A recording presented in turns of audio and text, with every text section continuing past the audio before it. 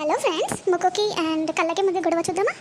ఒకరోజు కళ్ళకి ముక్కుకి చాలా పెద్ద గొడవ అయింది. ఆ గొడవ ఏంటో ఇప్పుడు మనం చూసేద్దాం.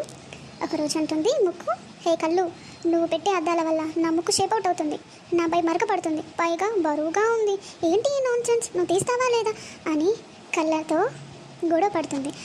అప్పుడు కళ్ళు చెప్తుంది, నాకు అద్దాలు లేకపోతే నేను చూడలేను, నేను పనులు కూడా చేసుకోలేను అని కళ్ళు చెప్తుంది. అప్పుడు ముక్కు అంటుంది, అదంతా నాకు తెలియదు, నీ అద్దాల వల్ల నా ముక్కుకి మరక పడుతుంది, నా అందం పోతుంది అని అంటుంది.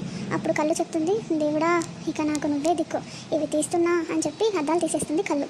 అప్పుడు ముక్కు చెప్తుంది, అమ్మయ్య, నా ముక్కుపై బరువు పోయింది, ఫ్రీగా ఉండొచ్చు అని హ్యాపీగా ఫీల్ అవుతుంది ముక్కు. అదే టైంలో ఇక్కడ నుండో బిర్యానీ స్మెల్ అనేది వస్తుంది. అప్పుడు ముక్కు అది పీల్చుకోవడానికి, బిర్యానీ స్మెల్ని చూడడానికి అని చెప్పి ఫాస్ట్గా వెళ్తుండగా అక్కడ ఒక డోర్ తగులుతుంది ముక్కుకి.